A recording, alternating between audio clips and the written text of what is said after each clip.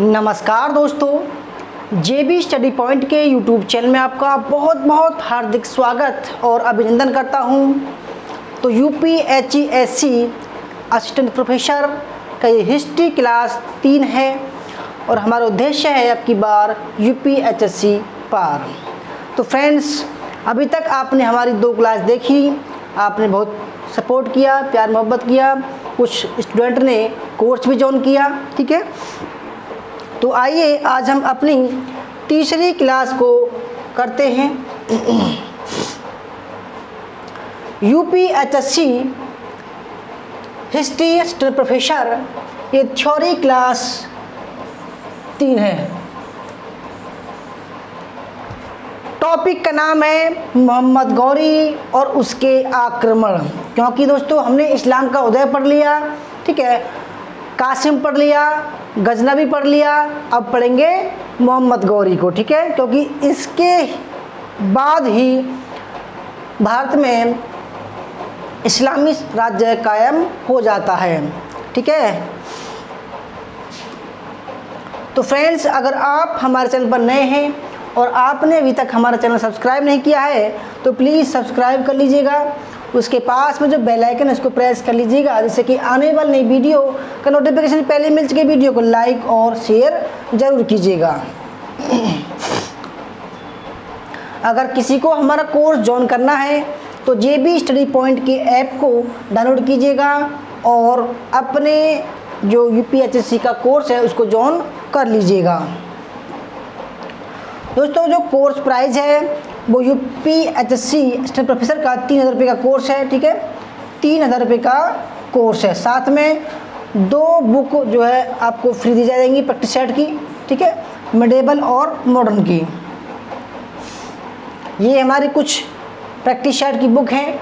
ठीक है, भारतीय इतिहास, संपूर्ण इतिहास है इसमें, और ये है प्राचीन इतिहास। वैसे तो आपके असिस्टेंट प्रोफेसर में नहीं आएगा यहाँ से, परंतु एंसेंट जो हिस्ट्री है, आर्कियोलॉजी, उसमें आएगा। ठीक है,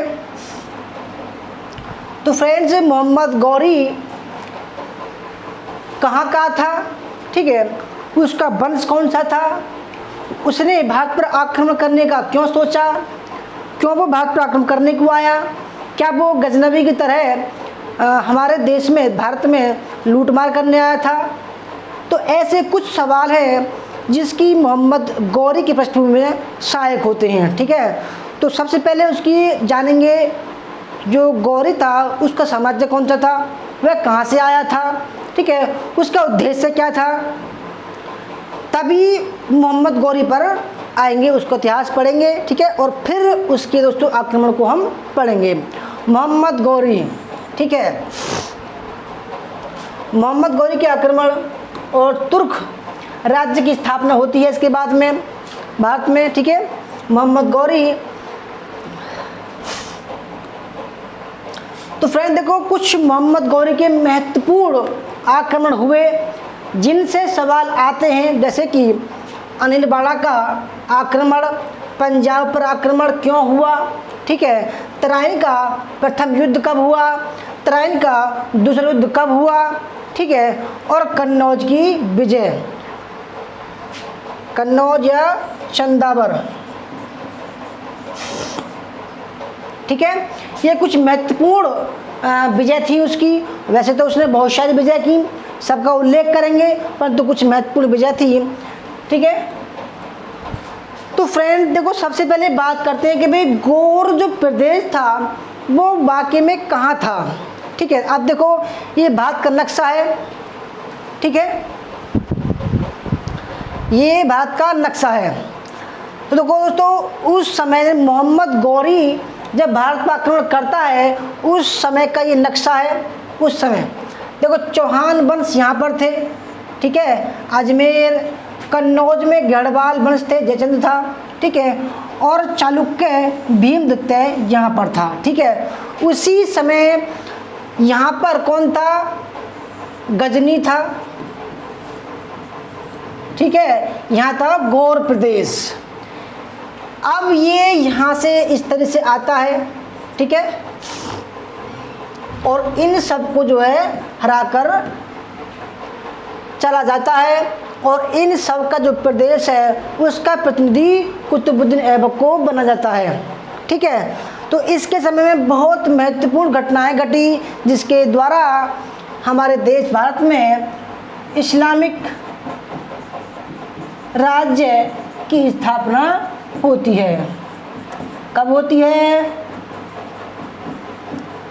1206 में होती है। ठीक है, 1206 में, जिसको बोला गया है सल्तनत काल। सल्तनत काल बोला गया है। तो आइए दोस्तों इसको पढ़ते हैं। देखो, क्योंकि देखो इनका जो इतिहास है बड़ा लंबा चौड़ा है। अगर मैं मोटा मोटा बताऊं, हो सकता दोस्तों वो एग्ज़ाम में ना आए, इसलिए मैं आपको बिल्कुल theory by point two point बताऊंगा ताकि आप भी कहानी टाइप में पढ़ो और मुझे भी पढ़ाने में आनंद आए। ठीक है, तो सबसे पहले देखते हैं गौर साम्राज्य कहाँ था। हमने बताया आपको अफगानिस्तान के पश्चिम में गौर प्रदेश था। ठीक है, यहाँ से चलता है, जीतता हुआ मुल्तान जीतता है, अनिलगढ़ आता है। ठीक है, तो दोस्तों आप भी देखिएगा और मैं भी आपको दिखाने की कोशिश करूँगा। भारत में मुस्लिम सत्ता का वास्तविक संस्थापक शहाबुद्दीन मोहम्मद गौरी था। ठीक है, गजनवी ने आक्रमण तो किए परंतु उसने हमारे देश में राज्य स्थापित करने की नहीं सोचा, केवल उसने धन लूटने की सोचा, क्योंकि वो गजनी में जो है पूरी दुनिया में गजनी को एक मजबूत राज्य के रूप में दर्शाना चाहता था। ठीक है, हालांकि इससे पूर्व 712 में भारत पर आक्रमण करने वाला कौन था? मोहम्मद बिन कासिम था, जिसने सिंध पर आक्रमण किया, सचनामा में लिखता है। ठीक है, मोहम्मद बिन कासिम था, उसने भारतीय राज्यों को विजित भी किया। ठीक है, किंतु शीघ्र ही उसकी मृत्यु हो जाने के कारण भारत में एक स्थायी साम्राज्य स्थापित नहीं कर सका। इसके बाद महमूद गजनवी ने भारत पर आक्रमण किया, किंतु सत्ता स्थापित करने में असफल रहा। दोस्तों असफल क्यों रहा? क्योंकि उसकी मनसा ही नहीं थी, उसकी चाहत ही नहीं थी यहाँ पर राज्य स्थापित करने की। उसकी चाहत क्या थी? उसको पता था कि भाई यहाँ पर बहुत सारा धन है, संपदा है, हीरे चांदी जवाहरात हैं, यहाँ से वो लूट सकता है। यहाँ पर राजनीतिक एकता का अभाव है, यहाँ पर कोई ऐसा राजा नहीं है, बादशाह नहीं है कोई उसका मुकाबला कर सके, इसलिए बड़े प्यार से उसने। और दोस्तों खास बात ये रही कि वो कभी नहीं हारा। मोहम्मद गौरी तो हारा परंतु वो कभी नहीं हारा। ये देखो कई राजाओं ने संघ बनाने की कोशिश की, इसके विरुद्ध संघ बनाए परंतु सब बेकार रहे। महमूद गजनवी के आक्रमण का एकमात्र स्थायी प्रभाव कहाँ था? पंजाब की विजय थी। ठीक है, पंजाब की विजय थी। अब बात करते हैं गौर। गौर मुख्यतः एक कृषि प्रधान क्षेत्र था। गौर कौन सा क्षेत्र था? तो ये वाला कृषि प्रधान क्षेत्र। ठीक है, कृषि प्रधान। इसका पहाड़ी क्षेत्र गजनी और हिरात के बीच में स्थित था, यानी कि ये जो क्षेत्र था ये गजनी के आसपास था। अब इसने क्या किया? गजनी को हराया और धीरे धीरे जो भी राज्य थे सबको हराता हुआ भारत की तरफ चलता है। ठीक है, क्योंकि इसका जो भाई था गयासुद्दीन, उससे इसका एक वचन हुआ कि भाई ठीक है मैं पूरब के देश की तरफ जाऊंगा और तुम जो है पश्चिम की तरफ विस्तार करो, तो इसलिए भारत की तरफ आया था। इसका मध्य भाग आधुनिक अफगानिस्तान है। ठीक है, मध्य भाग। अतः गौरी साम्राज्य का आधार उत्तर पश्चिमी अफगानिस्तान था। देखो दोस्तों मैंने अभी बताया कि देखो ये जो अफगानिस्तान है ये उत्तर पश्चिमी अफगानिस्तान है। ठीक है, यहाँ गजनी है यहाँ पर। ठीक है, यहाँ मुल्तान है। गौर में जो वंश प्रधान था इसका नाम क्या था? संसबानी था। कौन था दोस्तों? संसबानी था। और गजनवी कौन सा था? यामिनी वंश। यह तुर्कों की एक शाखा थी। ठीक है, क्योंकि तुर्की जो थे दोस्तों वो कई जातियों से मिलकर बना हुआ था। इलबारी तुर्क, खिलजी तुर्क, ठीक है, यामनी तुर्क, संसबानी तुर्क, ठीक है, कई प्रकार की वहाँ पर जातियाँ थीं जिनको तुर्क बोला गया है, जो पूर्वी ईरान से आकर गौर प्रदेश में बस गया था। महमूद गजनबी पहला सुल्तान था जिसने गौर को विजय कर वहाँ के निवासियों को इस्लाम धर्म में, वेरी वेरी मोस्ट इम्पोर्टेंट है, इस्लाम धर्म में परिवर्तित किया। इससे पहले वहाँ के जो लोग थे वो बौद्ध धर्म के अनुयायी थे। इससे पहले वहाँ के निवासी कौन थे? बौद्ध मतावलंबी थे। मोहम्मद गौरी ने संसबानी वंश को शक्तिशाली बनाया तथा उसे गजनी में प्रतिष्ठित किया। गजनी को अपना मुख्य स्थान बनाकर उसने भारत पर कई आक्रमण किए तथा दिल्ली सल्तनत का मार्ग क्या कहते तो तैयार किया, प्रशस्त किया। आगे बढ़ते हैं। यह तुर्कों का संसबानी वंश था। मध्य एशिया में गौर प्रदेश था जो कि अच्छे घोड़े एवं लोहे इस्पात के लिए प्रसिद्ध था दुनिया में, ठीक है, अच्छे घोड़े और लोहे इस्पात के लिए विख्यात था। इस्लाम को स्वीकार करने से पूर्व यहाँ के निवासी महायान बौद्ध मतावलंबी थे, यानी कि महायान बौद्ध धर्म को मानने वाले थे। बौद्ध जो धर्म था दोस्तों वो कनिष्क की चौथी बौद्ध संगति में दो पार्ट में डिवाइड हो गया, हीनयान और महायान। हीनयान का मतलब होता है छोटी गाड़ी, यानी कि जैसा गौतम बुद्ध के समय में था ऐसा ज्यों का त्यों मानने वाला, और जो महायान था वो थोड़ा बहुत परिवर्तनवादी था, ठीक है। इनमें मूर्ति पूजा चालू हुई थी और उसमें वर्जित थी। यहीं पर एक वंश का उद्भव हुआ जो इतिहास में गौरी वंश के नाम से जाना गया, ठीक है। गौर में इस्लामी सभ्यता के सांस्कृतिक एवं राजनीतिक प्रभाव महमूद गजनबी के समय से दिखते हैं। उसने गौरियों को इस्लाम धर्म के सिद्धांतों की शिक्षा देने के लिए शिक्षक नियुक्त किए थे, ठीक है, कि भाई ये जो बौद्ध धर्म के अनुयायी हैं इनको इस्लाम में बदल दीजिए, और धीरे धीरे उन पर जो है इस्लामिक प्रभाव जमाया गया, शिक्षित नियुक्त किए गए ताकि बौद्ध धर्म की जो बातें थे हैं उनके ऊपर जो है इस्लाम धर्म का प्रसार किया जाए, ठीक है। वस्तुत गौरी आरंभ में गजनी के अधीन थे, ठीक है, क्योंकि भाई मोहम्मद गजनी ने उनको जीता था इसलिए अधीन हो गए। उनकी शक्ति अलाउद्दीन के काल में बढ़नी शुरू हुई। अलाउद्दीन कौन था? इसको बोलते हैं दुनिया को जलाने वाला, जहांसोज।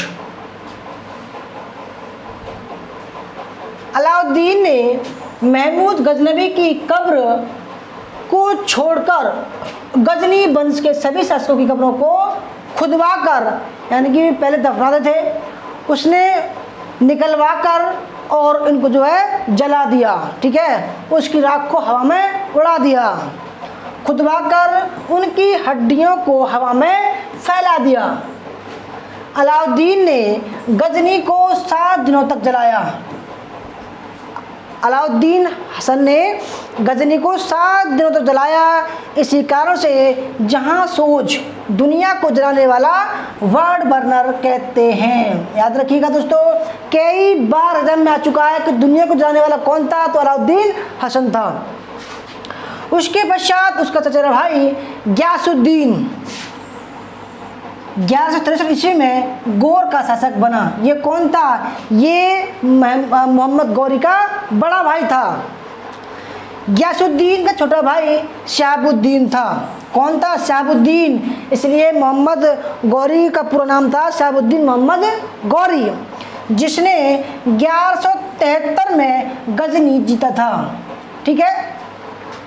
मिनहाज के अनुसार उनकी माता बड़े भाई को हबसी और छोटे भाई को जंगी कहा करती थी, इसलिए मोहम्मद गौरी को जंगी भी कहा जाता है, जंगी। शहाबुद्दीन गजनी का शासक बना, ठीक है। कब बना? गजनी को जीतकर 1173 में। यही वह शहाबुद्दीन उर्फ मुजुद्दीन मोहम्मद गौरी था जिसने 12वीं सदी में जिसने 12वीं सदी में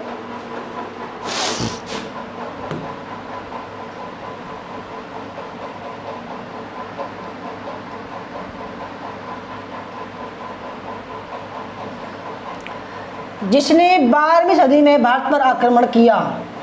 मोहम्मद गौरी ने सर्वदा अपने बड़े भाई गयासुद्दीन का सम्मान किया। शहाबुद्दीन का बड़ा भाई कौन था? गयासुद्दीन था। एवं स्वतंत्र शासक होते हुए भी स्वयं को उसके अधीन माना। ठीक है कि भाई बड़े भाई मैं आपका सम्मान करता हूँ, आप जो कहोगे मैं वो करूँगा। ठीक है, उसके अधीन माना। उसने अपने बड़े भाई के नाम से क्या चलाया? तो सिक्के डलवाए। याद रखिए, मोस्ट इंपोर्टेंट है, उसने अपने बड़े भाई के नाम से सिक्के डलवाए और खुतबा पढ़वाया।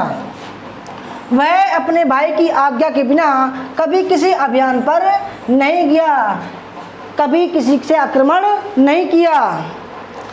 1203 ईस्वी में गयासुद्दीन की मृत्यु के पश्चात मोहम्मद गौरी ने एक स्वतंत्र शासक के रूप में मुइजुद्दीन की उपाधि धारण की। ठीक है, तथा गौर को राजधानी बना लिया। आगे बढ़ते हैं। अब दोस्तों अब बात करते हैं जब 1173 में गजनी पर उसने आक्रमण कर लिया और उसे जीत लिया और उसको अपना राजधानी बनाया। तब हम अब तक दोस्तों हम पढ़ रहे थे गौर साम्राज्य को, यानी कि मोहम्मद गौरी की पृष्ठभूमि को पढ़ रहे थे। कौन था वो, कहाँ से आया था, उसका बड़ा भाई कौन था, कैसे गद्दी प्राप्त हुई। अब जब उसको गद्दी प्राप्त हो गई है तब हम उसके बारे में जानते हैं। ठीक है, मोहम्मद गौरी अन्य नाम जंगी, ठीक है, या शहाबुद्दीन, खुरासान पर विजय प्राप्त करने के पश्चात शहाबुद्दीन की उपाधि मुइजुद्दीन हो गई। मोस्ट इंपोर्टेंट है। ठीक है, मोहम्मद बिन शाम वंश क्या था? संसबनी वंश था। क्या था दोस्तों? संसबनी वंश था। यार बोलते रहो। ठीक है, क्या था? संसबनी। और अगर बात करें गजनबी का, कौन सा वंश था? यामनी वंश था। ठीक है, जुहाक कौन था? पौराणिक नायक जुहाक को मुइजुद्दीन के राजवंश का प्रथम पूर्वज माना जाता है। इंपोर्टेंट है, जुहाक को मुइजुद्दीन के राजवंश का प्रथम पूर्वज आदि पुरुष माना जाता है इनको। मिनहाज के तबकात नासरी में मोहम्मद गौरी की हिंदुस्तान विजय का प्रमाणिक विवरण मिलता है। ठीक है, कई बार समझ चुका है, ये मोस्ट इंपोर्टेंट है। ये भी गौरी का भारत पर आक्रमण के जो कारण थे आइए उनको जानते हैं। मुख्य रूप से भारत में साम्राज्य स्थापित करना ये प्रमुख, क्योंकि दोस्तों इसका जो बड़ा भाई था उसने कहा कि बेटा छोटे भाई तुम जो पूर्व की तरफ जाओ, विस्तार करो और मैं पश्चिम तरफ जाता हूँ।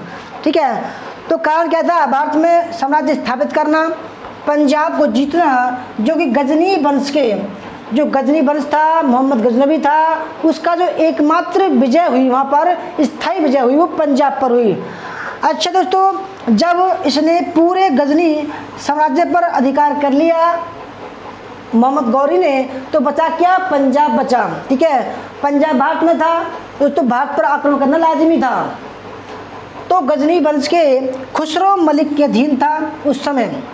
तीसरा, इसका अपने बड़े भाई से समझौता हुआ कि वह पश्चिम की ओर राज्य विस्तार करेगा और शहाबुद्दीन पूरब की ओर विस्तार करेगा, राज्य का विस्तार करेगा। ठीक है, देखो दोस्तों यहाँ पर भारत है, ठीक है, यहाँ गौर प्रदेश है, तो ये कहता है कि मैं पश्चिम तरफ जाऊंगा और तुम जो है पूर्व की तरफ जाओ। ठीक है, धर्म विस्तार एवं धन की लालसा, इन सभी कारणों में प्रधान कारण भारत में साम्राज्य स्थापित करना की उसकी महत्वाकांक्षा थी। ठीक है, आगे बढ़ते हैं। मोहम्मद गौरी और भारत पर उसके आक्रमण। ठीक है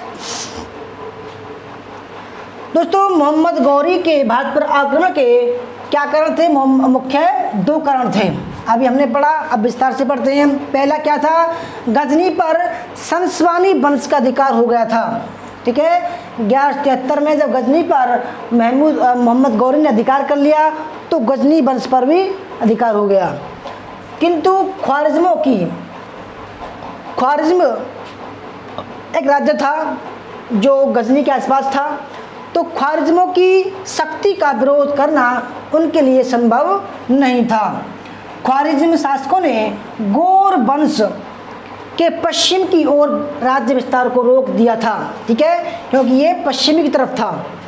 ख्वारिज्म के शाह ने खुरासान पूर्वी ईरान को जीत लिया, जो गोरों व ख्वारिज्मों के बीच की झगड़े की जड़ था, ठीक है। फलस्वरूप गौरियों को भारत की ओर प्रसार करने के अलावा और कोई विकल्प नहीं बचा था, क्योंकि देखो ये पश्चिम की तरफ नहीं कर सकते थे, क्योंकि जो ख्वारिज्म शासक था वो इनसे ज़्यादा शक्तिशाली था, इसलिए इन्होंने दोस्तों वहाँ जाना कैंसिल कर दिया। अब एकमात्र विकल्प बचा वो था पूरब की ओर, और अगर बात करें दक्षिण की ओर और उत्तर की ओर, दोस्तों यहाँ पर पहाड़ी इलाके थे और समुद्र था, ठीक है। इसके अतिरिक्त पश्चिम की ओर राज्य विस्तार करने का उत्तरदायित्व मोहम्मद गौरी के बड़े भाई गयासुद्दीन का था, जो गौर का शासक था। अतः मोहम्मद गौरी ने साम्राज्य विस्तार के लिए उत्तर भारत का क्षेत्र चुना। यानी कि दोस्तों ये तो उत्तर भारत है, परंतु गौर प्रदेश का ये पूर्वी क्षेत्र था, ठीक है। आगे बढ़ते हैं। अब बात करते हैं दूसरा जो आक्रमण का जो कारण था। मोहम्मद गौरी के आक्रमण का दूसरा कारण पंजाब पर अधिकार करना था, क्योंकि उस समय पंजाब में गजनबी वंश का राज्य था जो लाहौर पर शासन कर रहे थे, ठीक है। गजनबी और गौर प्रदेश वंश में वंशानुगत शत्रुता थी, वंशानुगत लड़ाई थी, इसलिए लाहौर पर अधिकार करना, गजनबी वंश के शासकों का विनाश करना मोहम्मद गौरी का उद्देश्य था। इसके अतिरिक्त वह मुल्तान पर भी अधिकार करना चाहता था, क्योंकि मुल्तान और पंजाब पर नियंत्रण किए बिना उत्तर भारत में साम्राज्य विस्तार करना संभव नहीं था। तो दोस्तों पंजाब और मुल्तान पर आक्रमण करना उसके लिए अवश्य था, क्योंकि उसका जो मुख्य उद्देश्य था वो भारत में साम्राज्य विस्तार करना था। तो इसलिए दोस्तों कहते हैं कि भाई ऐसा ना हो मैं साम्राज्य स्थापित करूं और कोई हम पर चढ़ाई कर दे।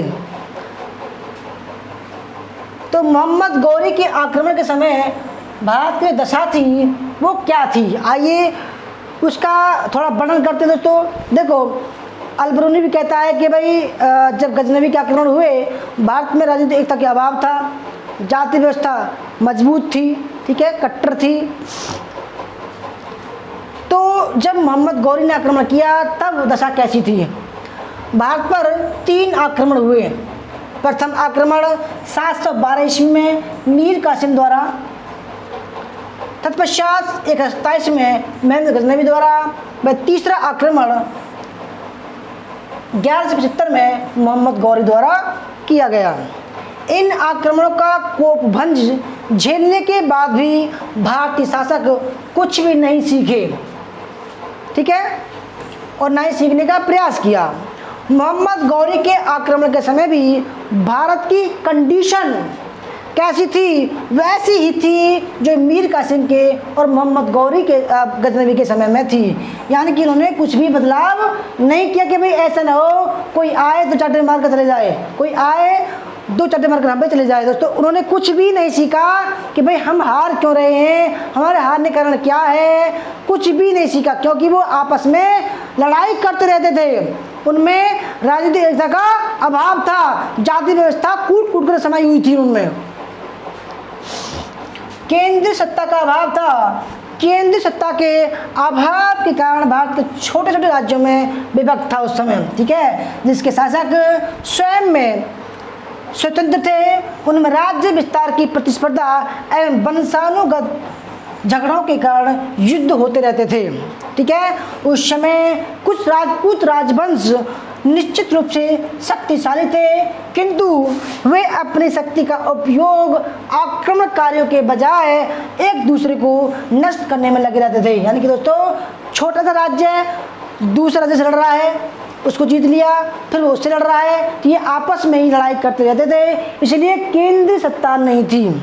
ठीक है, आगे बढ़ते हैं। मोहम्मद गौरी के आक्रमण के समय उत्तर भारत और उत्तर पश्चिमी सीमा पर सिंध, मुल्तान व पंजाब 3 मुस्लिम राज्य थे। सिंध में सुम्र जाति के शिया शासकों का राज्य था, मुल्तान में करमाती जाति के शासक थे, तथा पंजाब में गजनवी वंश के अंतिम शासक खुसरो मलिक का शासन था। ठीक है, खुसरो मलिक का, जिसकी राजधानी लाहौर थी। गुजरात और काठियावाड़ में चालुक्य वंश का राज्य था, जिसकी राजधानी अनिलवाड़ा थी। क्या थी? अनिलवाड़ा थी, पाटन इसको बोलते हैं। इस समय वहाँ का शासक कौन था दोस्तों? मूलराज द्वितीय था, मूलराज द्वितीय था। ठीक है, दिल्ली और अजमेर में चौहान वंशीय पृथ्वीराज तृतीय राज करते थे, जिनको क्या बोला गया है? पृथ्वीराज तृतीय या पृथ्वीराज चौहान बोलते हैं, इनको राय पृथ्वी की बात थी। वह सभी तत्कालीन भारतीय राजाओं में सर्वाधिक शक्तिशाली थे।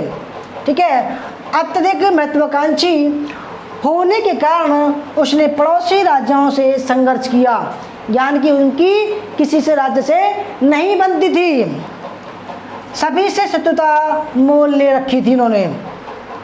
कन्नौज में गढ़वाल वंश का शासन था, जो उत्तर भारत में सबसे अधिक फैला हुआ था। गौरी के आक्रमण के समय यहाँ का राजा कौन था दोस्तों? जयचंद था, जिनको बोलते हैं भाई ये बात का विभीषण था। ठीक है, आगे बढ़ते हैं। पृथ्वीराज तृतीय राय पिथौरा ने जयचंद की पुत्री संयोगिता से बलपूर्वक विवाह कर लिया था और विवाह करके इससे घोर शत्रुता मोल ले ली थी। दोस्तों, संयोगिता कहते हैं कि संयोगिता और पृथ्वीराज चौहान में प्रेम प्रसंग था, एक दूसरे को पसंद करते थे। अब क्या हो रहा था कि जयचंद ने संयोगिता का दोस्तों स्वयंवर कराया और उसमें पृथ्वीराज तृतीय को इनवाइट नहीं किया। तब पृथ्वीराज चौहान ने भेष बदलकर संयोगिता को स्वयंवर से ले भगा कर ले आए। ठीक है, यानी कि एक फिल्मी स्टाइल में दोस्तों दुल्हन का शादी हो रही है, यानी कि संयोगिता की शादी हो रही है और पृथ्वीराज चौहान जाते हैं और संयोगिता को घोड़े पर बिठाकर भग जाते हैं। बिल्कुल फिल्मी स्टाइल में कहानी थी। जजाक भुक्ति बुंदेलखंड, देखो बुंदेलखंड का पुराना नाम था जजाक भुक्ति, में चंदेल वंश का शासक था। ठीक है, मोहम्मद गौरी के आक्रमण के समय यहाँ का शासक परमार्दी देव था। कौन था? परमार्दी देव। 1165 से 1202 ईस्वी। कलचुरी में चेदी वंश का शासन था।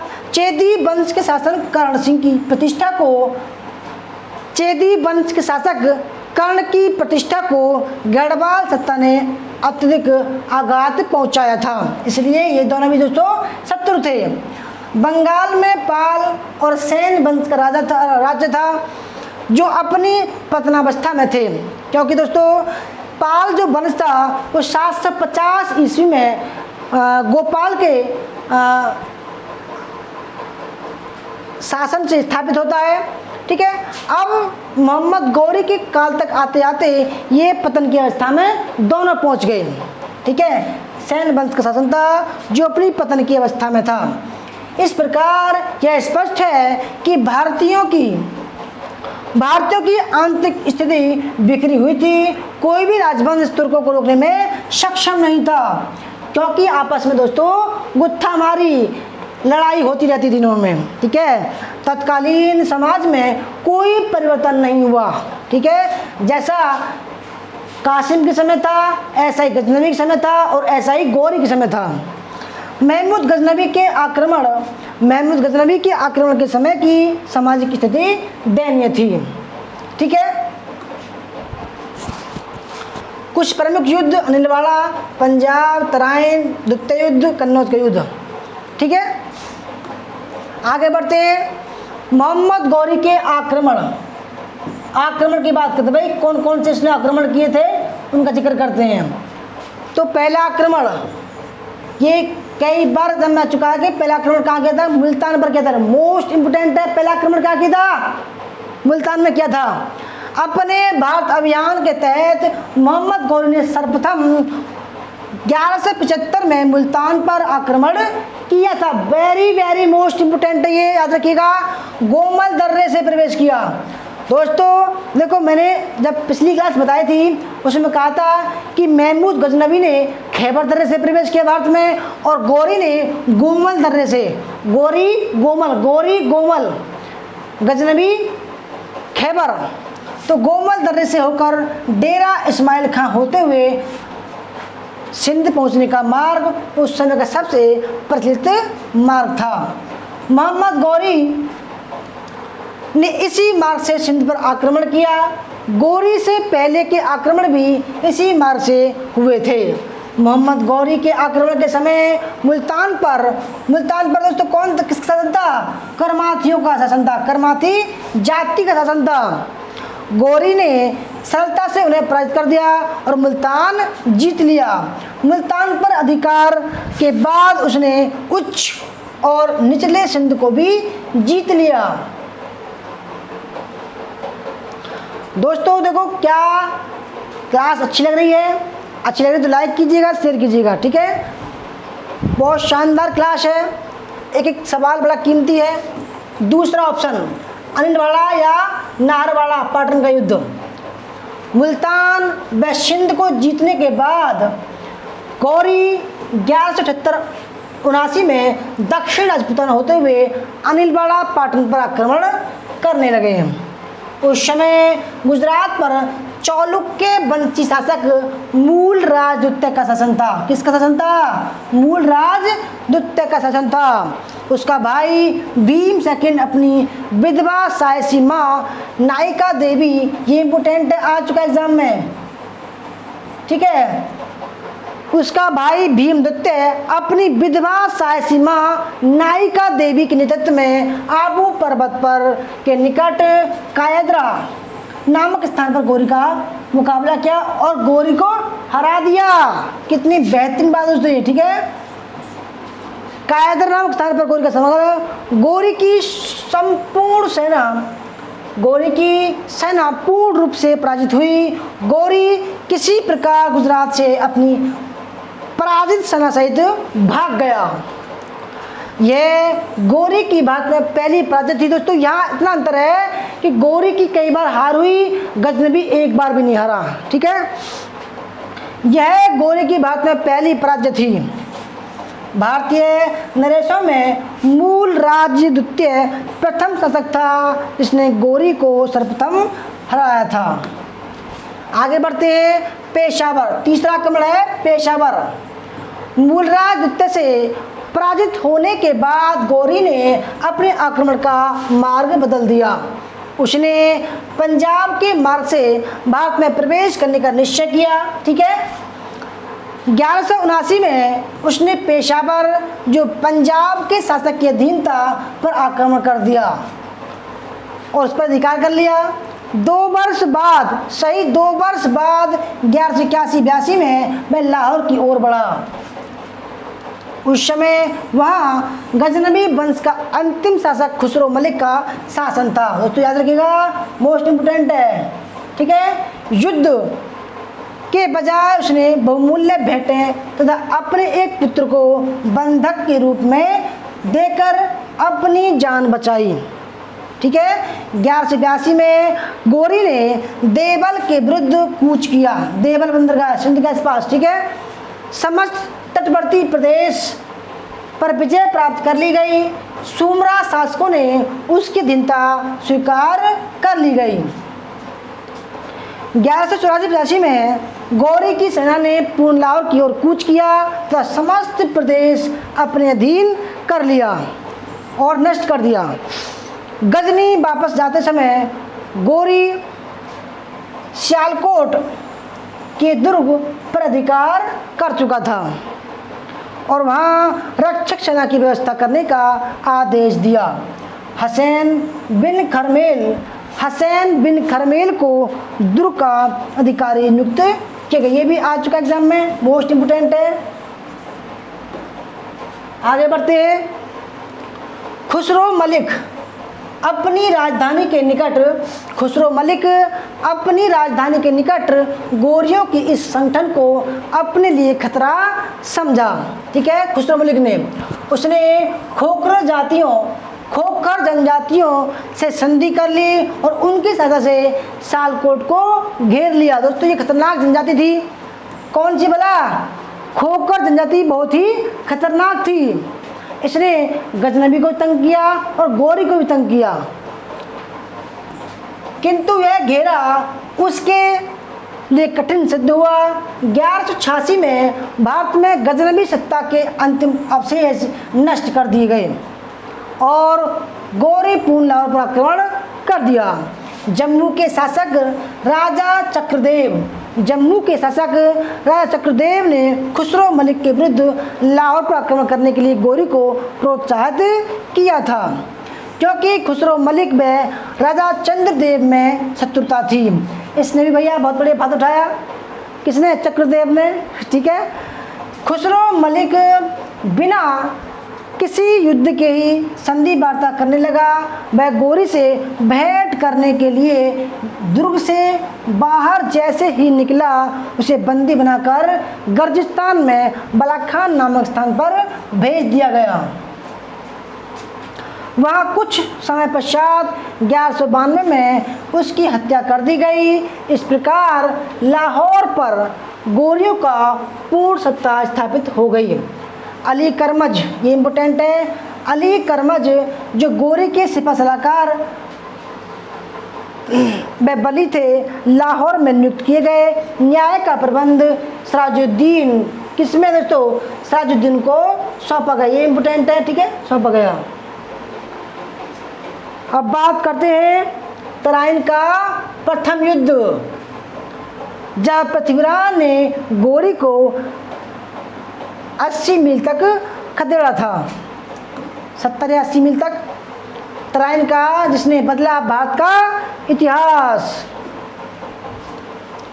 अलाउद्दीन भी दोस्तों मत भूलिएगा, इन्होंने जो है पृथ्वीराज चौहान से युद्ध किया था और सिर कटने के बाद तो उदल सिंह ने सर कटने के बाद भी पृथ्वीराज चौहान को युद्ध में हराया था। ठीक है, ये बहुत महत्वपूर्ण युद्ध थे जिसका सर कट गया, फिर भी जो उदल सिंह ने पृथ्वीराज को हरा दिया। मोहम्मद गौरी के आक्रमण, ठीक है, चल रहा है तराइन का प्रथम युद्ध 1191 ईस्वी में। ठीक है दोस्तों, बहुत महत्वपूर्ण है, कई बार एग्जाम में आ चुका है और आने की संभावना बनी रहती है। पंजाब को जीतने के बाद मोहम्मद गौरी की राज्य की सीमाएं दिल्ली और अजमेर के शासक पृथ्वीराज तृतीय की राज्य की सीमा से टकराने लगी। 1189 में गौरी ने तवर हिंद बठिंडा में दुर्ग पर अधिकार कर लिया, तो मलिक जियाउद्दीन तुगलकी को वहां नियुक्त कर दिया। राय पिथौरा पृथ्वीराज तृतीय ने अपने लिए खतरा महसूस किया। उसने मोहम्मद गौरी को आगे बढ़ने से रोकने का निश्चय किया कि भाई आजा, हम बताएंगे तुझे। ठीक है दोस्तों, कहते हैं क्योंकि जब मोहम्मद गौरी की विजय हो रही थी चारों तरफ, तो अब मोहम्मद गौरी का राज्य और पृथ्वीराज चौहान का राज्य आपस में टकराने लगे, तो दोस्तों युद्ध होना आवश्यक थी, क्योंकि दोनों ही साम्राज्यवाद नीति के पक्षधर थे। एक विशाल सेना के साथ वह बठिंडा को जीतने के लिए आगे बढ़ा। इस अभियान में सभी, मोस्ट इंपोर्टेंट बात है दोस्तों,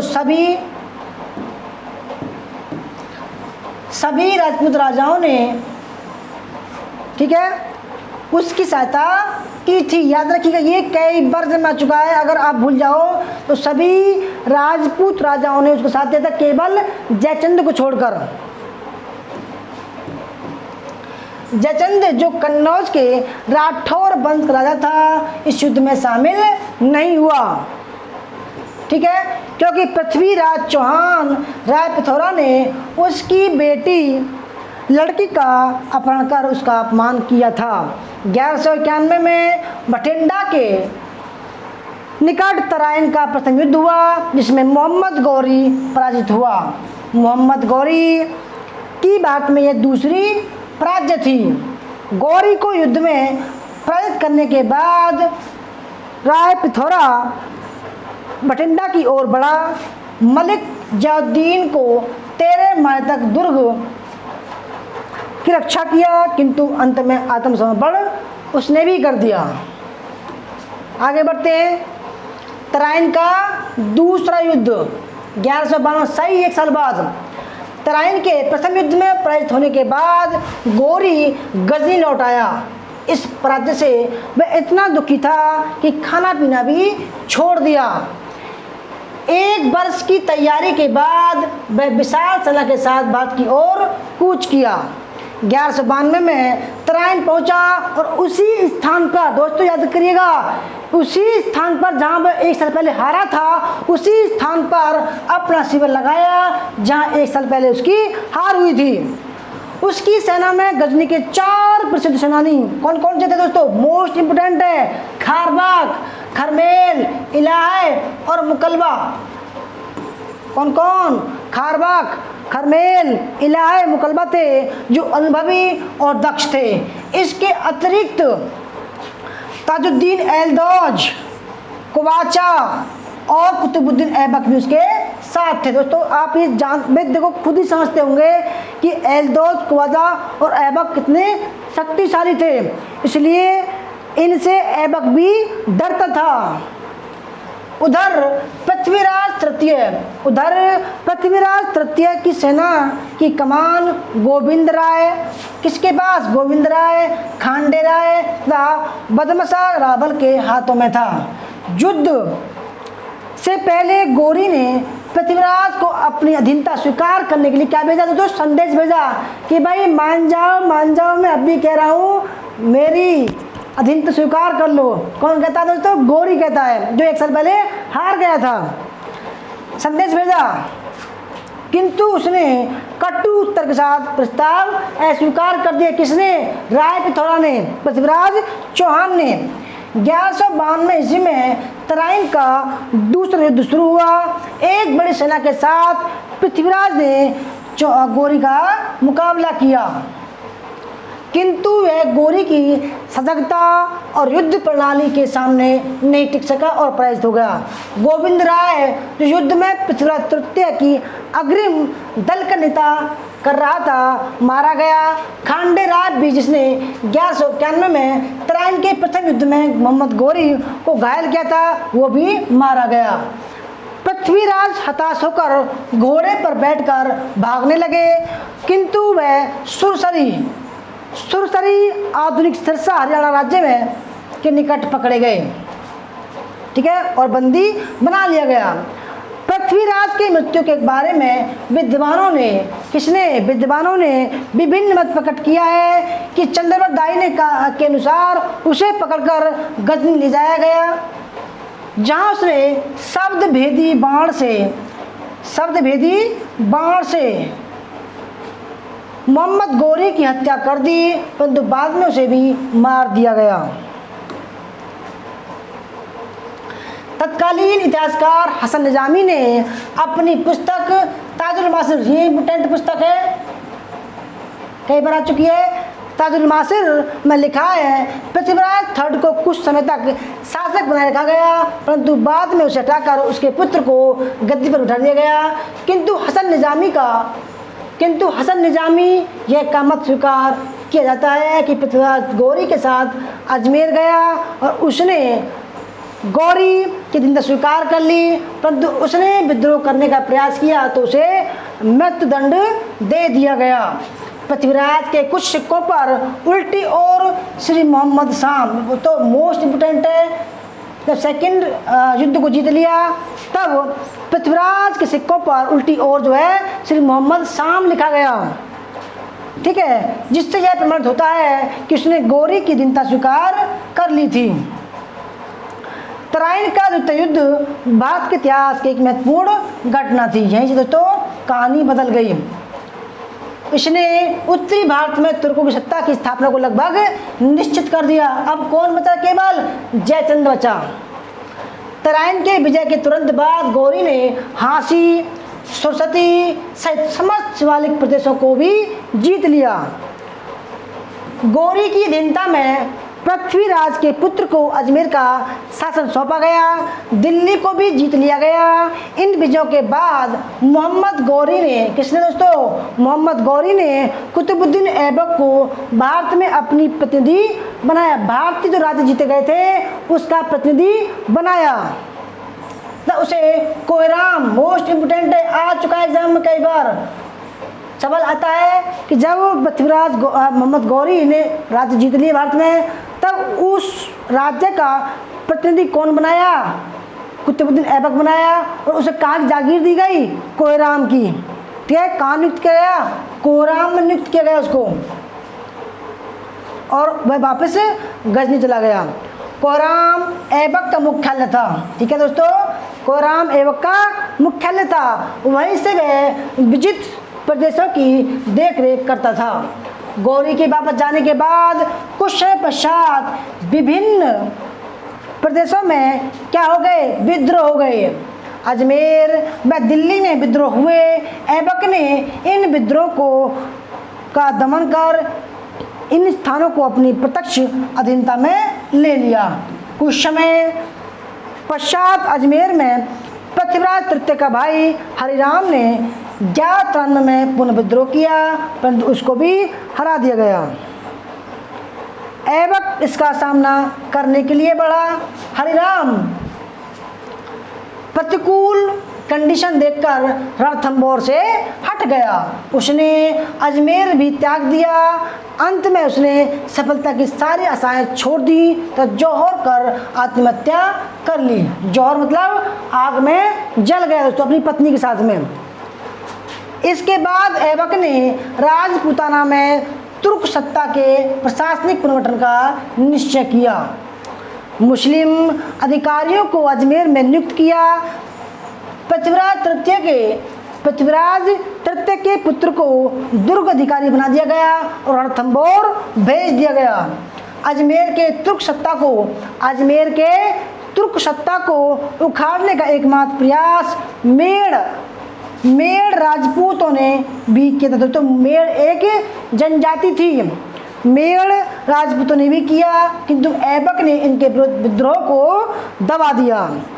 इसके पश्चात ऐबक ने मेरठ, बरन, आधुनिक बुलंदशहर, कोयल, आधुनिक अलीगढ़, दिल्ली पर अधिकार कर उसे अपनी प्रत्यक्ष अधीनता में ले लिया।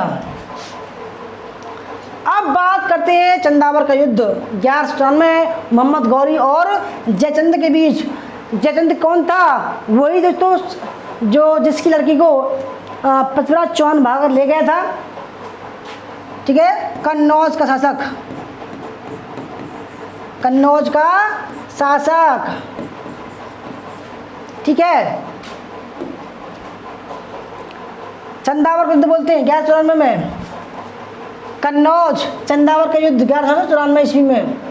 दोआब में अपने पैर जमाने के लिए तुर्कों को पहले कन्नौज की शक्तिशाली गढ़वाल राज्य को हराना जरूरी था। ठीक है,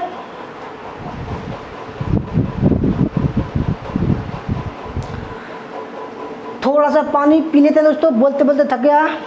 ठीक है, क्योंकि थ्योरी क्लास है ये।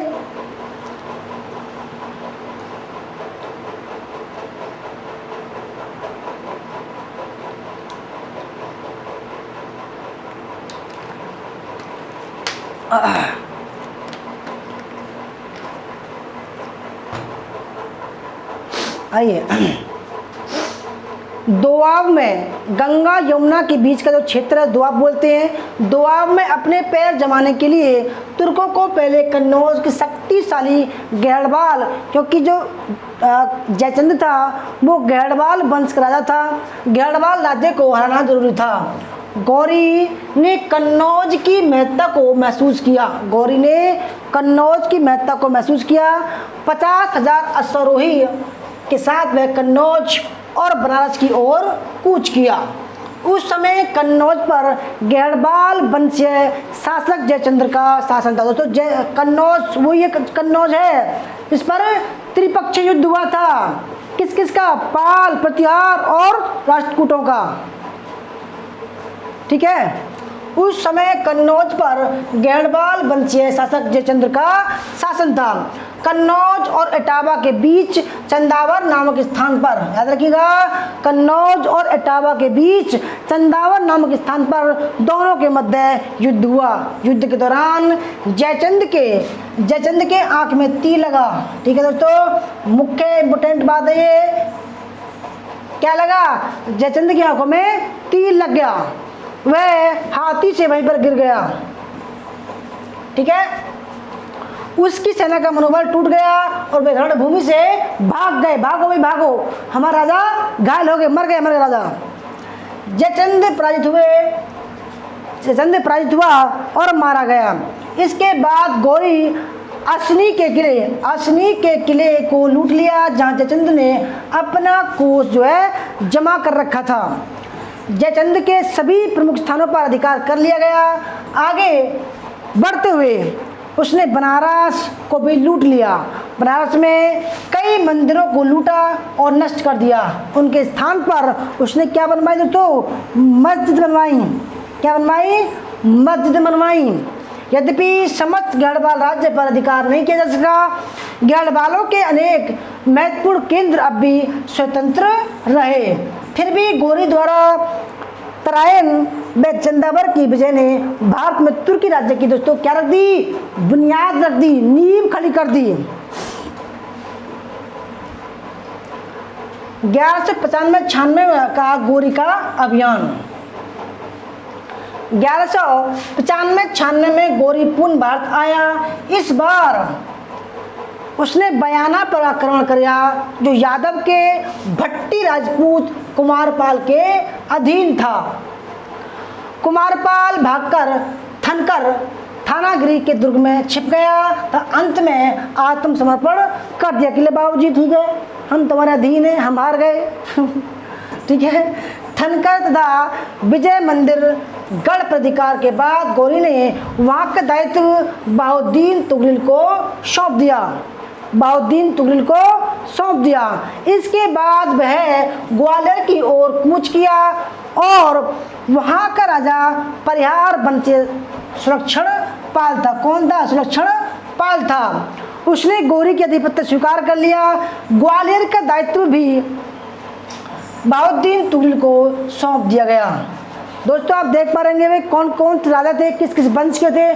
सब जो इतने मतलब अयोग्य थे, परंतु अब जो लोग दोस्तों अपने आप को क्या समझते हैं कि भाई हम उस वंश के हैं, ठीक है। आप देख लो उनके वंश जो है कैसे आत्मसमर्पण कर रहे थे।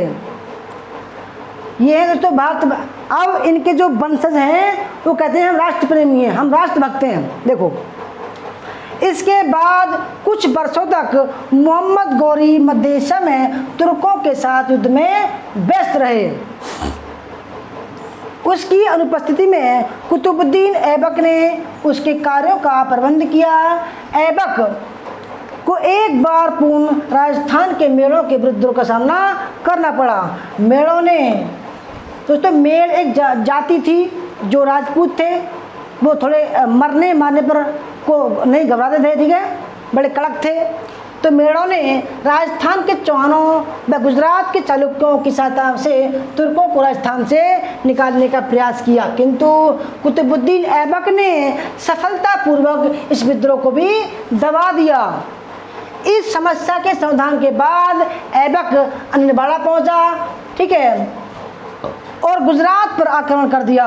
आबू पर्वत के निकट चालुक्यों ने उसका मुकाबला किया, परंतु दोस्तों अच्छे सैन्य संचालन के कारण ऐबक के जीत। यानी कि दोस्तों कोई भी जाति का हो, चाहे वो चौहान हो, चाहे वो गढ़वाल हो, चाहे वो चंदेल हो, चाहे वो परिहार हो, कोई भी दोस्तों उनको टक्कर का नहीं था। भीमदत्त अन्नवाड़ा छोड़कर भाग गए। देखो दोस्तों ये भगोड़े, आप ये देखिए भगोड़े लोग हैं हमारे देश के। उसका सेनापति कुमारपाल पराजित हुआ और मारा गया। नगर को पूरी तरह से लूट लिया गया। दोस्तों करना तो इन्हें ये चाहिए था, ये तो मर जाते ताकि दुनिया ने याद रखती। बताओ भगोड़ों को कौन याद रखेगा। इस विजय के बाद भी ऐबक गुजरात विजय को अपने प्रत्यक्ष नियंत्रण में नहीं ले सका। इसके पश्चात ऐबक ने 1197-98 में बदायूं, 98-99 में चंदावर और कन्नौज पर विजय प्राप्त कर ली। राजपुताना क्षेत्र में उसने सिरोही व मालवा को जीत लिया। तत्पश्चात ऐबक ने अपना ध्यान बुंदेलखंड के चंदेलों की ओर आकर्षित कर लिया।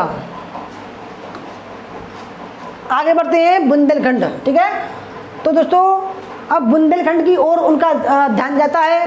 तो बुंदेलखंड की विजय ऐबक की महत्वपूर्ण विजय थी। 1202 में ऐबक ने कलिंजर पर अधिकार कर लिया, जो चंदेल बंसी राजा परमार्दी देव का एक मजबूत दुर्ग था। कई दिनों तक घेरा डालने के बाद संधि वार्ता आरंभ हुई, किंतु इससे पूर्व ही राजा परमार्दी देव की मृत्यु हो गई थी। परमार्दी देव के प्रधानमंत्री अजय देव ने पूर्ण विद्रोह कर दिया। उसने एक पहाड़ी सोते से पानी की व्यवस्था कर ली। ठीक है, किंतु तुर्कों को पता चलते ही सोते का पानी दूसरी ओर मोड़ लिया। फलस्वरूप जलापूर्ति बंद हो गई। अजय देव के लिए संधि के अतिरिक्त कोई दूसरा चारा नहीं था। चंदेलों ने कालिंजर का दुर्ग खाली कर अजयगढ़ के निकटवर्ती दुर्ग में चले गए। कालिंजर विजय के पश्चात ऐबक ने महोबा व खजुराहो पर भी अधिकार कर लिया। हसन अर्नल को इन विजित क्षेत्रों का दायित्व सौंपा गया।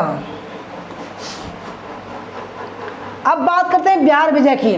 जब कुतुबुद्दीन ऐबक अन्य विजयों के में व्यस्त था, तो उसके सेनापति इख्तियारुद्दीन मोहम्मद बख्तियार खिलजी गोरी का एक सरदार ने बिहार और बंगाल की विजय की योजना बनाई।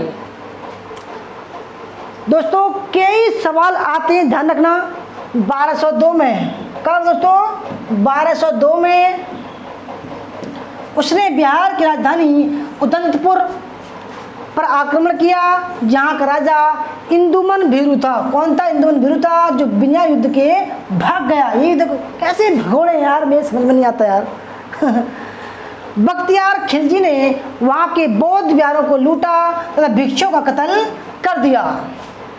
इसके पश्चात उसने विद्या केंद्र नालंदा और विक्रमशिला विश्वविद्यालयों को भी लूट लिया, नष्ट कर दिया। धीरे धीरे उसने संपूर्ण बिहार को जीत लिया, जहां से वह अतुल संपत्ति और उपहार प्राप्त किया उसने। ठीक है, बौद्धों की परंपरा अनुसार 1200 ईस्वी में कश्मीर का प्रसिद्ध विद्वान संत शाक्य श्रीभद्र उदंतपुर व विक्रमशिला के बौद्ध बिहारों में आया, किंतु उन्हें उजड़ा हुआ पाया। बंगाल विजय। बिहार विजय से उत्साहित होकर बख्तियार खिलजी ने बंगाल विजय की योजना बनाई। उस समय वहाँ सैन वंशी शासक लक्ष्मण सेन का शासन था, जिसकी राजधानी नदिया थी। दोस्तों नदिया वही है जो आपने एक फिल्म देखी थी, नदिया के पार। ठीक है, वो बंगाल में नदिया। कहा जाता है कि बख्तियार खिलजी की बंगाल विजय की भविष्यवाणी लक्ष्मण सेन के दरबार के कुछ ज्योतिषों ने पहले ही कर दी थी कि महाराज एक ऐसा आदमी आएगा और सबको रोनता चला जाएगा। इसकी सूचना लक्ष्मण सेन को दी। इस भविष्यवाणी के बाद वहाँ के कुछ निवासियों ने नदियाँ छोड़कर किसी दूसरे स्थान पर चले गए, किंतु लक्ष्मण सेन राजधानी छोड़ने को पक्ष में नहीं था। उसने भावी विपत्ति दूर करने हेतु 1203 में, दोस्तों ये इम्पोर्टेंट है, यज्ञ किया। देवताओं को प्रसन्न करने के लिए महान यज्ञ का अनुष्ठान किया, जिसे ऐन्द्री मास यज्ञ कहते हैं। वेरी वेरी मोस्ट इम्पोर्टेंट है, ठीक है। उसने एक यज्ञ किया कि देवता खुश हो जाएंगे और जो आने वाली विपत्ति है वो टल जाएगी दोस्तों, मगर देवता ने उनके साथ नहीं दिया। 1204-5 में बख्तियार ने बंगाल पर आक्रमण किया। वह इतनी शीघ्रता से दोस्तों वो इतनी शीघ्र से पहुंचा तुगड़ करता हुआ घोड़े पर कि जो सेना थी वो बहुत पीछे रह गई और बख्तियार खिलजी अपने 4-5 सिपाहियों के साथ में महल में घुस गया। कहता कि भाई हम व्यापारी हैं। महल दरबार उसके दरवाजे खुल गए व्यापारियों के लिए, दरवाजे बंद कर दिए गए और उसने दोस्तों कह दिया कि भाई कर दो मारकाट। देखो लोग इतने डरे हुए थे कि उनका मुकाबला नहीं कर पाए 5 सिपाहियों का। वह इतनी तीव्र गति से राजधानी नदिया में प्रवेश किया कि उस समय उसके साथ केवल 18 सैनिक घुड़सवार थे। शेष सेना पीछे रह गई। राजधानी के सैनिकों और नागरिकों ने उसे घोड़ों के व्यापारी समझा, अतः वह बिना किसी बाधा के महल के फाटक तक पहुंच गया तथा अचानक आक्रमण कर दिया। लक्ष्मण सेन भयभीत होकर पीछे के दरवाजे से भाग गया। देखो यही भगोड़ा निकला देखो यार, राजा की अनुपस्थिति में राजधानी की सैनिकों ने आत्मसमर्पण कर दिया। तुर्कों ने नदिया को बुरी तरह से लूटा। बख्तियार खिलजी ने बंगाल पर कब्जा कर लिया। लक्ष्मण सेन पूर्वी बंगाल भाग गया तो अपने साम्राज्य के शेष भागों पर, ठीक है, कुछ वर्षों तक सुनारगांव से शासन करता रहा। बख्तियार खिलजी नदिया पर स्थायी रूप से शासन करना चाहता नहीं था, क्योंकि नदिया दक्षिण बंगाल में पड़ता था, अतः उस पर अधिकार करना कठिन था। इसलिए उसने उत्तरी बंगाल में स्थित लखनौती को चुना, जो बिहार स्थित उसके मुख्यालय के निकट था। लखनौती को अपनी राजधानी बनाया उसने। बख्तियार ने उत्तरी बंगाल के अधिकृत प्रदेशों में सांस्कृतिक और सैनिक दृष्टि से अपनी स्थिति मजबूत कर ली थी।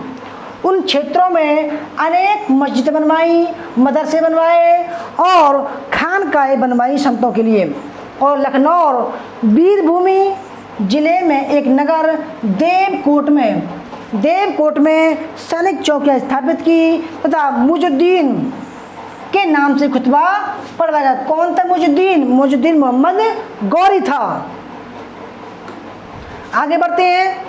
तिब्बत अभियान बिहार और बंगाल विजय से प्रोत्साहित होकर बख्तियार खिलजी ने तिब्बत जीतने की योजना बनाई दोस्तों। क्योंकि देखो जब आदमी जीतता है तो सोचता है कि उसको भी जीत लूँ, क्योंकि वो लालची होता है इंसान, ठीक है। 1205 के लगभग अपने 10,000 घुड़सवारों सहित तिब्बत अभियान के लिए कूच किया उसने। तिब्बत, ठीक है, तिब्बत का पठार कुछ ऊंचा है। अपने इस अभियान के दौरान बख्तियार ने तिब्बत और लखनौती के मध्य स्थित पहाड़ियों पर निवास करने वाले तीन जनजातियों कुंच, मेज और तिहारू की सहायता प्राप्त की। 15 दिनों तक चलने के बाद बख्तियार खिलजी की सेना तिब्बत की एक पहाड़ी घनी आबादी बल क्षेत्र में प्रवेश कर गई। ठीक है, वह नगर पर आक्रमण कर दिया गया। नगरवासियों और किलों के रक्षकों ने आक्रमणकारियों का सामना किया। तो देखो, लोग सामना कर रहे हैं उसका, परंतु राजा जो है वो भाग रहे हैं भगोड़े। नगरवासियों और किलों के रक्षकों ने आक्रमणकारियों का मुकाबला किया। युद्ध के बाद भी कोई परिणाम नहीं निकला। देखो दोस्तों, मुकाबला तो किया ना, चाहे बेशक दोस्तों लास्ट में मर गए बेशक, निकला बख्तियार को भारी क्षति उठानी पड़ी। अंत में उसने पीछे मुड़ने का निश्चय किया। देखो दोस्तों, कितने यार, ये देखो नगर के निवासी उन्होंने भगा दिया, वो निवासी, और वापस लौट आया। वापस आने के बाद उसकी स्थिति बहुत दयनीय हो गई। वह बीमार पड़ा और 1206 में उसके एक सरदार अली मर्दान ने, किसने दोस्तों? अली मर्दान ने, वेरी वेरी मोस्ट इंपोर्टेंट है, कई बार आ चुका है एग्जाम में। अली मर्दान जो कौन था? खिलजी था। खिलजी ने उसका वध कर दिया। ख्वारिज्म मध्य एशिया का विशाल क्षेत्र था। ख्वारिज्म, तो बात करते हैं ख्वारिज्म की। ख्वारिज्म एक मध्य एशिया का बड़ा विशाल क्षेत्र था, जिसकी पश्चिमी सीमा पर कैस्पियन सागर, पूर्वी सीमा पर बुखारा और ऑक्सार तथा दक्षिण सीमा पर बुखारासान स्थित था। ठीक है, मध्य एशिया में मोहम्मद गौरी का मुख्य शत्रु ख्वारिज्म शाह था। जिस समय मोहम्मद गौरी के सरदार भारत में उसके राज्य का विस्तार कर रहे थे, उस समय वह स्वयं ख्वारिज्म के शासक के साथ जीवन और मृत्यु का संघर्ष कर रहा था। 1205 में ख्वारिज्म शाह ने अंधखुद, मोस्ट इंपोर्टेंट युद्ध है, इसमें मोहम्मद गौरी को हार मिली थी। 1205 में ख्वारिज्म शाह ने अंधखुद के युद्ध में गौरी को बुरी तरह पराजित कर दिया। पराजित होने के बाद गौरी किसी तरह भागकर अपनी राजधानी गजनी पहुंचा। अंधखुद युद्ध में गौरी को पराजित करने के बाद ख्वारिज्म शाह ने सिकंदर द्वितीय की उपाधि धारण की। अंधखुद की पराजय ने गौरी की प्रतिष्ठा को भयंकर हानि पहुंचाई। विरोधी तत्व उसके संपूर्ण साम्राज्य में सक्रिय हो गए, तो उसके मृत्यु के झूठे समाचार चारों तरफ फैल गए। इस अफवाहों की प्रतिक्रिया भारत में भी हुई। गौरी का अंतिम अभियान पंजाब के खोखर जनजातियों के विरुद्ध था। ठीक है, गौरी की मृत्यु की अफवाह का प्रभाव भारत पर भी पड़ा। पंजाब के खोखर जाति के दो सरदारों बकन और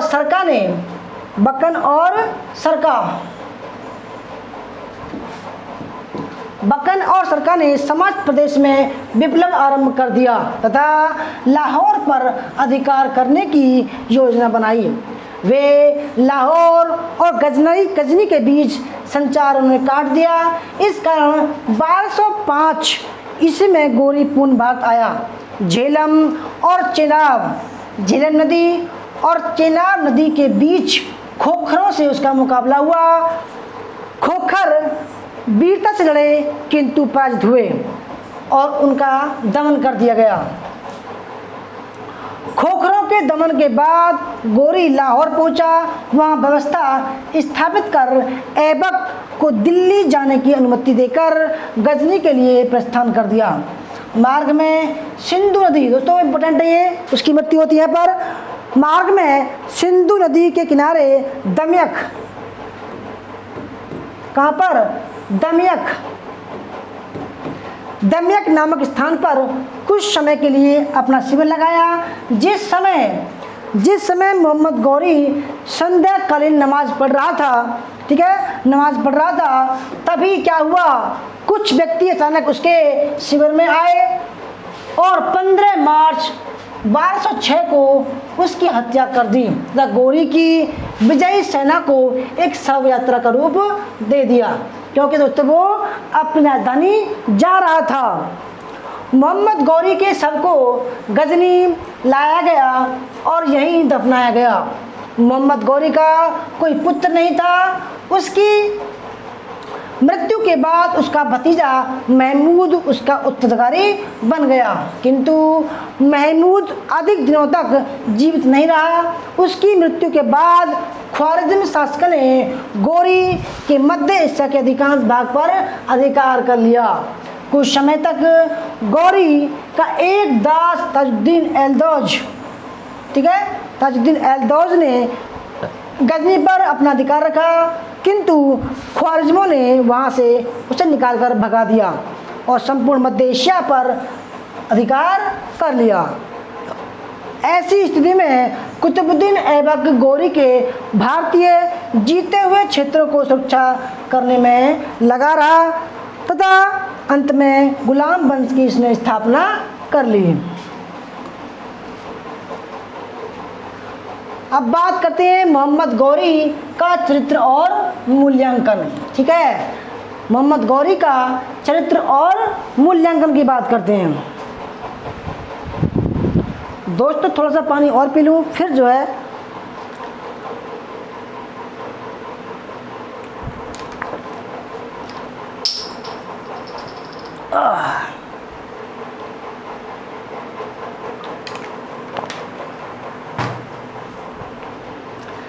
स्थायी परिणाम की दृष्टि से गौरी महमूद गजनवी की तुलना में अधिक श्रेष्ठ था। इसी कारण वह जन्मजात सेनापति न होते हुए भी एक सफल विजेता रहा। अनिलवाड़ा युद्ध में वह मूलराज द्वितीय से पराजित हुआ। तराइन के प्रथम युद्ध में पृथ्वीराज तृतीय से पराजित हुआ। अंधकुंज के युद्ध में वह ख्वारिज़्म शाह से पराजित हुआ। इन पराजयों ने गौरी का साहस नहीं तोड़ दिया, गौरी का साहस नहीं टूटा फिर भी, और न ही उसे लक्ष्य से हटा सका। गौरी में परिस्थिति को समझने और उनके अनुसार कार्य करने की क्षमता थी। वह मानव चरित्र का अच्छा पारखी था। योग्य व्यक्तियों की तलाश करना और उनसे काम लेना वह अच्छी तरह जानता था। ऐबक, यल्दौज, तुगरिल जैसे व्यक्ति जो उसकी सफलता के लिए उत्तरदायी थे, उनको गौरी ने शिक्षित किया था। आगे बढ़ते हैं। मोहम्मद गौरी को शासन की ओर ध्यान देने का अवसर नहीं मिला, किंतु वह सांस्कृतिक प्रगति से उदासीन नहीं था। उसने विद्वानों को संरक्षण दिया। फखरुद्दीन राजी तथा निजामी उरूजी उसके दरबार से संबद्ध थे। मोहम्मद गौरी ने हिंदू देवी को आकृति वाले सिक्के चलाए थे, ठीक है। दिल्ली पर अधिकार कर लेने के बाद मोहम्मद गौरी ने चौहानों के सिक्कों की भांति दिल्ली में भारतीय ढंग की मुद्रा चलाई, जिसको क्या बोला गया है, दिल्ली वाला। कन्नौज विजय के पश्चात उसे गहड़ वालों के सोने के सिक्कों के ढंग पर अपने सिक्कों का पर लक्ष्मी, नंदी आदि के चित्र अंकित करवाए। मोस्ट इम्पोर्टेंट दोस्तों, कई बार जन्म आ चुका है कि भाई जो गौरी लक्ष्मी था, कहते हैं गौरी लक्ष्मी गौरी नंदी, यानी कि गौरी ने जो है अपने सिक्कों पर लक्ष्मी और नंदी प्रकार के सिक्के चलाए थे, जिस पर देवनागरी लिपि में मोहम्मद बिन शाम क्या लिखा था, मोहम्मद बिन शाम लिखा था। मोहम्मद गौरी ने 56 ग्रेन का दिल्ली वाला नामक सिक्का चलाया था, जो महमूद गजनवी ने भी चलाया था, दिल्ली वाला। आगे बढ़ते हैं। मोहम्मद गौरी की क्या उपलब्धियां हैं, ये थोड़ा सा वर्णन करते हैं, बहुत बढ़िया है। पहला, फखरुद्दीन राजी और निजामी उरूजी गौरी के दरबार में थे। दूसरा, गौरी ने हिंदू देवी लक्ष्मी और नंदी की आकृति युक्त सिक्के चलाए, जिस पर देवनागरी लिपि में मोहम्मद बिन शाम लिखा हुआ था। भारत में एकता व्यवस्था, बेहतरीन सवाल है ये, वेरी वेरी मोस्ट इम्पोर्टेंट सवाल है दोस्तों, ठीक है। भारत में एकता व्यवस्था की शुरुआत मोहम्मद गौरी ने की थी। किसको दिया था पहले एकता? कुतुबुद्दीन ऐबक को दिया था। कहाँ दिया था? कोयराम ने दिया था। तबकात नासरी के अनुसार एक बार गौरी ने कहा था कि उसके दास ही उसकी आशाओं का आधार हैं, क्योंकि वे उसके सुदूर अभियानों का दायित्व संभाल रहे हैं। उसने स्पष्ट कहा था कि उसके दास ही उसके पुत्र हैं और उसके बाद उत्तराधिकारी होंगे। ठीक है। दिल्ली वाला सिक्का, दिल्ली वाला कितने ग्राम के? 56 ग्राम के। लक्ष्मी प्रकार और नंदी प्रकार सिक्के दोस्तों। ठीक है।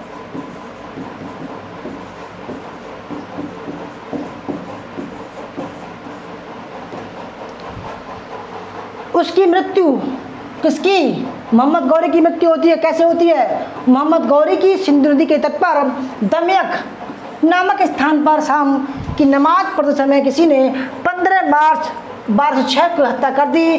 चंद्रदाई इसका श्रेय पृथ्वीराज तृतीय को देते हैं, जो कि तर्कसंगत नहीं। कुछ इतिहासकारों का कहना है कि इस्माइली मत के अनुसार अनुयायियों ने हत्या की थी, तो कुछ इतिहासकार खोखरों को इसका जिम्मेदार मानते हैं। यल्दौज ने गौरी का शव गजनी तक सुरक्षित पहुंचाने के लिए मयूदुल मुल्क मोहम्मद अब्दुल्ला सदरी को नियुक्त किया। ये इम्पोर्टेंट है। मोहम्मद गौरी के शव को गजनी में दफना दिया गया। उसकी मृत्यु के बाद गजनी में अलाउद्दीन उसका उत्तराधिकारी बना, किंतु गयासुद्दीन ने उसे हटाकर स्वयं शासक बन गया। मोहम्मद गौरी का मूल्यांकन। ठीक है। मोहम्मद गौरी और गजनवी का दोस्तों ये याद रखिएगा, मोहम्मद गौरी और गजनवी का मूल्यांकन, ये दोनों में अंतर, क्या समानता थी क्या अंतर थे? देखो, महमूद गजनवी जन्मजात से सेनापति था। अपने किसी भी अभियान में, चाहे वे भारत में हो या मध्य एशिया में, वे कभी भी नहीं हारा था। कौन बोला? गजनवी। मोहम्मद गौरी अनेक अवसरों पर पराजित हुआ, लेकिन इसकी विशेषता थी पराजय से उबरने पर वह गलतियों को सुधारने की उसमें अपार विशेषता थी, अपार क्षमता थी। दूसरा मूल्यांकन, भारत भूमि में अंदर तक प्रवेश पाने का श्रेय महमूद गजनवी को है, परंतु भारत में मुस्लिम राज्य की स्थापना की नींव डालने वाला का जो श्रेय है वो मोहम्मद गौरी को है। लेकिन वह बुनियाद महमूद गजनवी ने ही रखी थी, जिस पर गौरी ने तुर्की साम्राज्य रूपी भवन तैयार किया था। क्योंकि गजनवी ने पंजाब पर अधिकार करके भारत की अग्रिम सुरक्षा पंक्ति को तोड़ दिया था। दोनों ने अपने उद्देश्यों की पूर्ति में धर्म का सहारा लिया। किसका लिया दोस्तों? धर्म का सहारा लिया। वस्तुतः दोनों के सामने भिन्न भिन्न परिस्थितियां एवं चुनौतियां थी और दोनों को अपने प्राथमिक उद्देश्यों की प्राप्ति हुई, इसलिए दोनों सफल हैं। जहाँ महमूद गजनवी को हिंद की दौलत प्राप्त करना था, वहीं गौरी को हिंद में साम्राज्य स्थापित करना था। दोस्तों कैसी लग रही क्लास? इतिहासकार हसन निजामी दोस्तों राजपूतों के हार के जो कारण थे उनको थोड़ा वर्णन करते हैं। इतिहासकार हसन निजामी मिनहाज ने तुर्की विजय को दैवी कृपा का परिणाम बताया। वही फक्रे मुदब्बिर ने अपने ग्रंथ आदाब उल हर्ब में, ये इम्पोर्टेंट है, कई बार जब आ चुका है, आदाब उल हर्ब फक्रे मुदब्बिर में तुर्की रण प्रणाली में गतिशीलता, अश्वारोही सेना की प्रमुख भूमिका, भारतीय सामरिक ढांचे वाली सेना को राजपूतों के पराजय का मुख्य कारण माना है। इतिहासकार जदुनाथ सरकार ने राजपूतों की पराजय का कारण इस्लामिक सिद्धांत जैसे सामाजिक समता, नया धर्म, मुसलमानों का नशा मुक्त, भाईचारे की भावना से युक्त होना आदि को मानते हैं। हमारे पास इस संदर्भ में ठंडे देश के इतिहासकारों जैसे लेनपूल एवं इस्वत महोदय के भी तर्क उपलब्ध हैं। इनका मानना था दोस्तों, कहते हैं कि इनका मानना है क्योंकि तुर्क ठंडे देश के मांसाहारी योद्धा थे, इसलिए उनका सफल होना आवश्यकगामी था। भिन्न भिन्न विद्वानों के भिन्न भिन्न मतों को देखते हुए यह जरूरी हो जाता है कि तथ्यों एवं विचारों का गहराई से परीक्षण किया जाए, और इसलिए हम सबसे पहले देखेंगे कि राजपूतों के पराजय के क्या कारण नहीं थे, तभी पराजय के कारणों की चर्चा हो सकती है। तुर्कों द्वारा लोहे के रकाब का प्रयोग करना पराजय कारण नहीं था, क्योंकि रकाब भारत में 8वीं शताब्दी से प्रचलित था। ठीक है, जैसा कि खुद फक्रे मुदब्बिर के तथ्यों से भी याद होता है कि सतीश चंद्र महोदय का मत है कि हाल के अनुसंधान ये दिखाते हैं कि तुर्कों के पास भारतीयों से बेहतर हथियार भी नहीं थे। राजपूतों के अपराध के कारण में भौगोलिक एवं आहार संबंधी तर्क भ्रामक एवं पूर्वाग्रह से युक्त हैं। राजपूतों में भी मांसाहार की प्रथा थी। ठंडे प्रदेश के सैनिक अच्छे एवं शक्तिशाली योद्धा हो, यह ठंडा तर्क ठंडे प्रदेश के इतिहासकार ही प्रस्तुत कर सकते हैं। प्राचीन काल से ही भारतीय सैनिकों की विदेशों में बड़ी मांग थी। हखामनी शासक क्षत्रियार्ष तथा दारा तृतीय ने भारतीय सैनिकों की नियुक्ति अपने सैन्य सेंटर में की थी।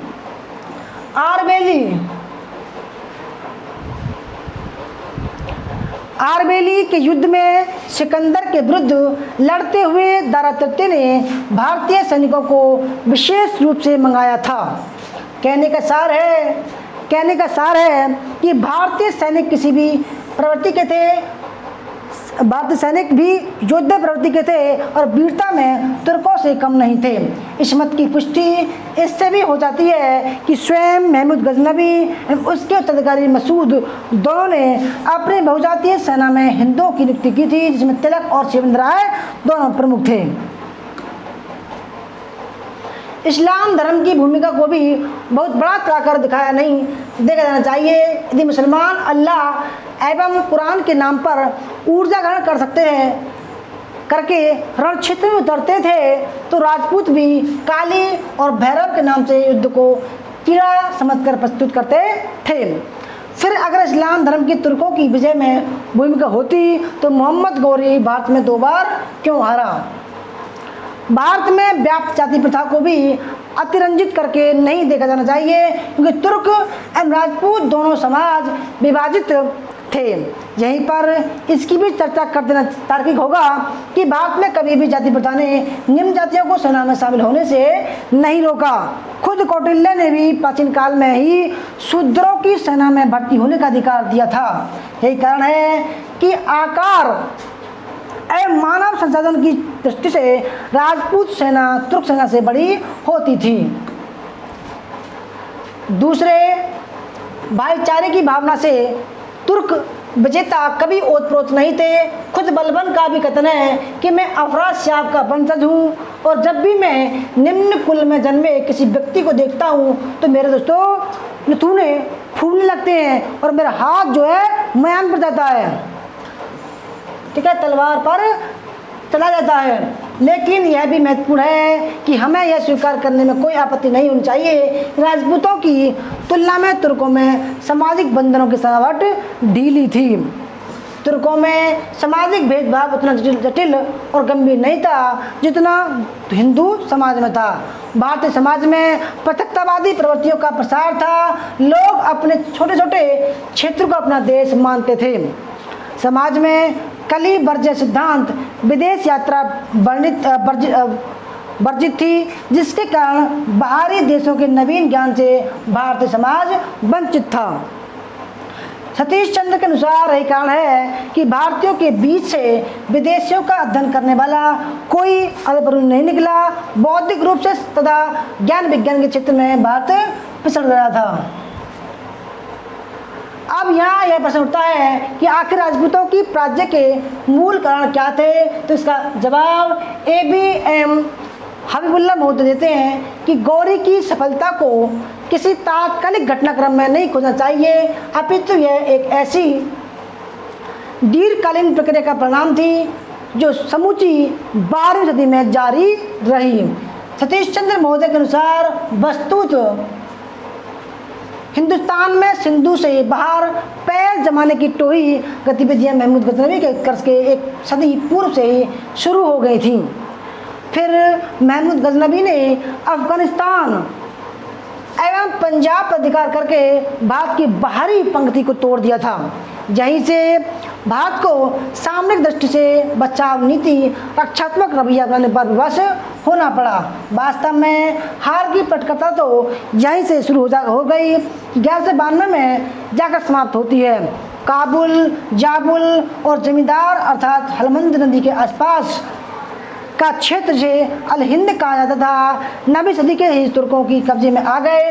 दातव्य है राजपूत राजाओं ने सामरिक अंतर्दृष्टि के नितांत प्रभाव का परिचय दिया। वे अफगानिस्तान, पंजाब के तुर्कों को उखाड़ फेंकने के लिए कोई साधन मोर्चा ने बना सके।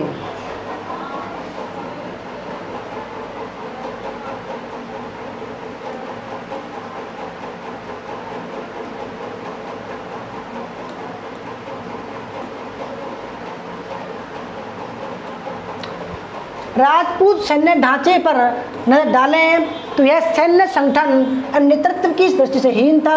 एक तो सामंती प्रथा के कारण राज्य की आय सीमित हो गई थी, क्योंकि भू राजस्व का विभाजन सामंतों में हो जाता था, जिससे ऊपरी या केंद्रीय नेतृत्व को इसका अल्प भाग ही प्राप्त होता था। क्योंकि दोस्तों जो सामंत बन जाता था वह अपनी अलग सेना रखता था। ठीक है, इसका परिणाम यह हुआ कि शासक के हाथ में आर्थिक साधन सीमित हो गए। वे राज्य की रक्षा के लिए एक शक्तिशाली सैन्य संगठन का बोझ उठाने में असमर्थ थे। राजपूत शासक जहां सामंतों द्वारा जुटाई गई एक विकेंद्रित सेना का नेतृत्व करते थे, वहीं तुर्क इक्तेदारों के माध्यम से एक केंद्रीय सेना का नेतृत्व करते थे। इसलिए राजपूतों की पराजय के कारणों में इक्तदारी पद्धति का सामंतवादी पद्धति के ऊपर विजय के रूप में भी देखा जाना चाहिए। जैसा कि पहले बताया जा चुका है कि राजपूतों में रणनीतिक दृष्टि की कमी थी, लेकिन इसी के साथ उनकी रण पद्धति भी तुर्कों से बेहतर नहीं थी। मिन्हाज के अनुसार सर्वप्रथम भारतवर्ष में करबा नामक जो अस्त्र था उसका प्रयोग मोहम्मद गौरी ने किया था। करबा अस्त्र गौरी का सबसे महत्वपूर्ण उपकरण था। तुर्कों को विश्व में सर्वाधिक निपुण घुड़सवार होने की ख्याति प्राप्त थी। राजपूत जहां अपनी सारी सेना एक साथ झोंक देते थे, वहीं तुर्क अपनी एक छोटी छोटी टुकड़ियां कौतुली सेना के रूप में बचा कर रखते थे, जिससे वे अपनी हार को जीत में बदल दें। ध्यातव्य है कि इसी कौतुली सेना के ही बल पर कड़ा एवं अवध के सूबेदार अलाउद्दीन खिलजी ने देवगिरी को जीता था। बाबर कहता है कि भारतीय मरना जानते हैं, युद्ध करना नहीं जानते हैं। ये भी आज के एग्जाम में मोस्ट इंपोर्टेंट है। राजपूतों द्वारा धर्मयुद्ध भारतीय सेना पर हमला न करना के साथ भारतीय एवं तुर्क शासकों में हार के कारणों में दृष्टिकोण का भी बुनियादी फर्क था। भारतीय शासक युद्ध में हार को व्यक्तिगत अपमान मानकर कभी कभी आत्महत्या कर लेते थे, जैसे कि महमूद गजनवी एवं ऐबक से हारने के पश्चात क्रमशः जयपाल एवं हरिराज द्वारा आत्महत्या किया जाना। वहीं तुर्क शासक हार के कारणों का गहन परीक्षण कर स्वयं महत्वपूर्ण सुधार कर पूर्ण रण क्षेत्र में उतरते थे। जैसे 1192 में महमूद गौरी फिर उसी तराइन में लड़ा जहां एक वर्ष पूर्व उसकी हार हुई थी। कुल मिलाकर राजपूतों के पराजय के कारणों में सैनिक संगठन, नेतृत्व की कमजोरी, दोषपूर्ण सामाजिक संगठन के साथ साथ राजपूतों में व्याप्त पृथक्करण का भाव भी था, जिसके कारण वे एक दूसरे एक होकर समूहबद्ध न होकर सके और एक एक करके पश्चिम से होने वाले आक्रमणों के सामने हारते चले गए। दोस्तों कैसी लगी हमें क्लास? अच्छी लगी तो लाइक करना, शेयर करना, कमेंट करना। धन्यवाद। जय हिंद, जय भारत, वंदे मातरम।